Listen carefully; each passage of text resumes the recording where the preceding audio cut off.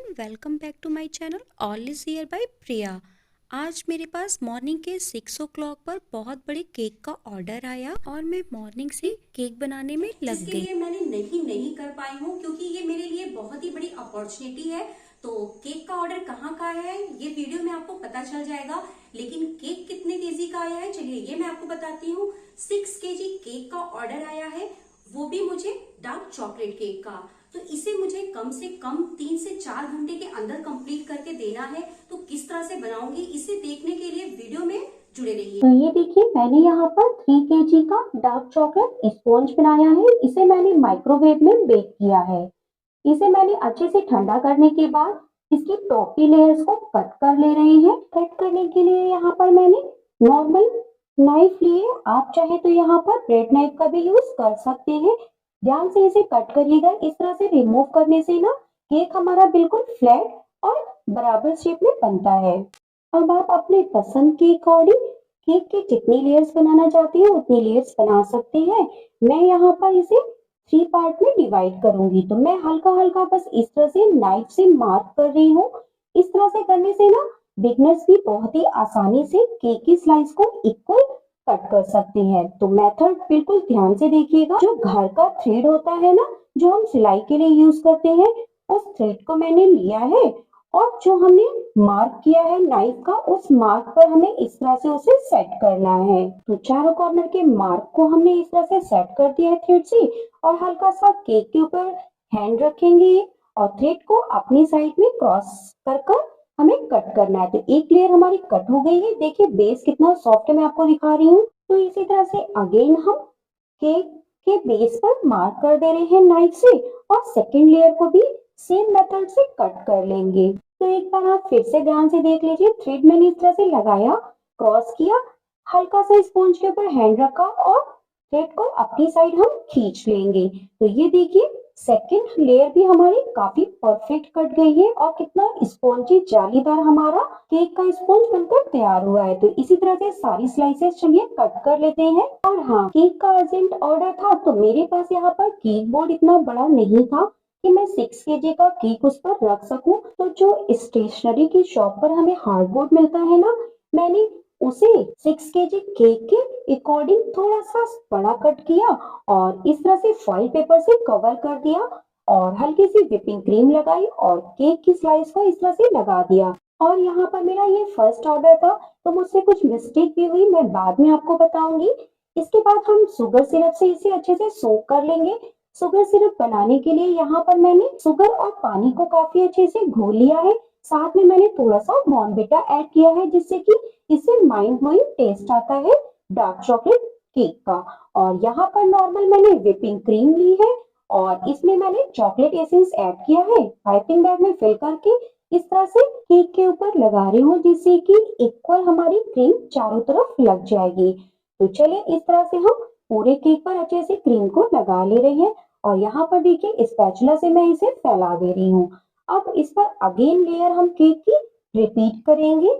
तो यहाँ पर देखिए आप ध्यान अगर दे रहे होंगे तो आपको मिस्टेक मेरी समझ में आ गई होगी। और इसके बाद अगेन हम वही प्रोसेस शुगर सिरप का कर रहे हैं। ध्यान रखिएगा, शुगर सिरप का ये प्रोसेस करने से ना आपका केक काफी मॉइस्ट बनेगा और वेट भी ठीक ठाक हो जाता है। तो इस प्रोसेस को जरूर कंप्लीट करिएगा। अगेन हम पाइपिंग बैग में क्रीम फिल कर कर इसकी टॉप की लेयर को भी अच्छे से क्रम कोट कर लेते हैं। तो यहाँ पर देखिए मैं वीडियो को थोड़ा सा फास्ट कर रही हूँ। ये देखिए मैंने इस तरह से इसकी क्रम कोटिंग कर दी है और यहाँ पर केक की साइज काफी बड़ी थी, तो ये मेरी फ्रिज में सेट नहीं हो रहा था, तो मैंने इसे हाफ एन आवर्स के लिए फ्रिज में नहीं रखा। मैं डायरेक्ट इसे फाइनल कोटिंग दे रही हूँ। तो फाइनल कोटिंग देने में गर्मी का समय था, तो काफी ज्यादा ये क्रीम मेल्ट हो रही थी, लेकिन केक ये कैसे परफेक्ट बना इसे देखिएगा जरूर ध्यान से। यहाँ पर देखिए मैंने इसकी फाइनल कोटिंग कर दी है। साइड के कॉर्नर्स को भी अच्छे से क्लीन कर लेते हैं। अब यहाँ पर देखिए स्पैचुला को मैंने पानी में इस तरह से डिप किया और क्लीन किया।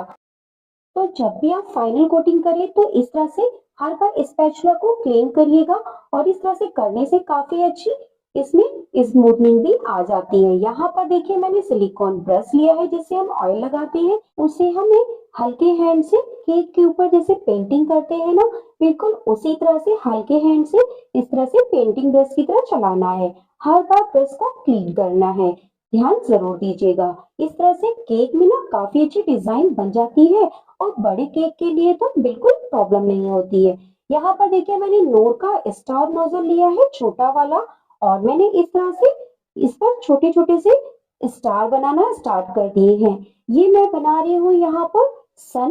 देखिए इस तरह से ये सन बन गया। अब सन की जो किरणें होती हैं वो कलर देने के लिए मैंने ऑरेंज फूड कलर को हल्का सा पानी लगाकर इस तरह से देखिए लिक्विड बेस बना लिया और ब्रश से हल्का हल्का सा इस तरह से डिजाइन क्रिएट कर रही हूँ। और बॉर्डर पर इस तरह से ड्रिपिंग देने के लिए मैंने डार्क चॉकलेट ली थी हाफ पट्टी, और उसे मैंने हल्का सा मिल्क डालकर मेल्ट किया और जो केचप की बोतल होती है ना उसमें इस तरह से इसे फिल कर दिया और चारों तरफ इस तरह से बॉर्डर पर ड्रिपिंग कर दी है। इस तरह से ड्रिपिंग करने से ना बॉर्डर काफी सुंदर लगता है और केक का पूरा लुक भी चेंज हो जाता है।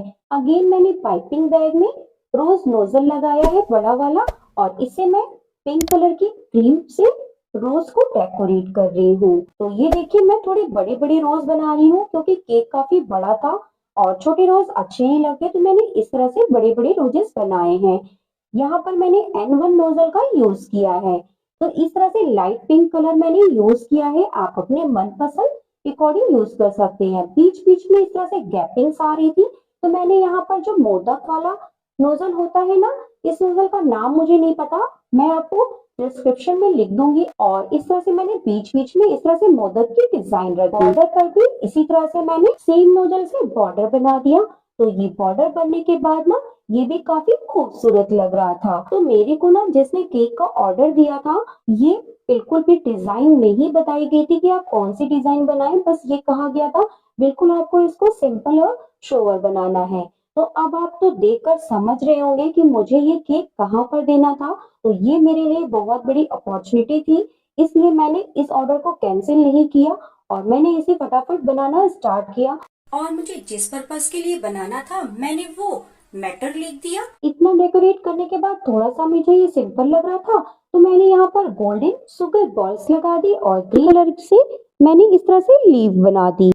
और इतना बड़ा ऑर्डर मुझे पहली बार मिला था, तो इस केक में सबसे बड़ी मिस्टेक मैंने ये की कि मैंने जब केक की 4 स्लाइस लगाई तो उसके बीच में मैंने व्हिप क्रीम नहीं लगाई, जिसकी वजह से डिलीवरी के टाइम में मुझे केक ब्रेक होने का डाउट लग रहा था। बट केक हमारा बिल्कुल परफेक्ट पहुंच गया था और जहां पर मैंने दिया था उन्हें ये केक बहुत पसंद आया। तो जो मिस्टेक मुझसे हुई है उस मिस्टेक को आप ना करें, इसलिए मैंने अपनी गलती आपको बताई। लेकिन कोई बात नहीं, इंसान गलतियों से ही कुछ ना कुछ सीखता है।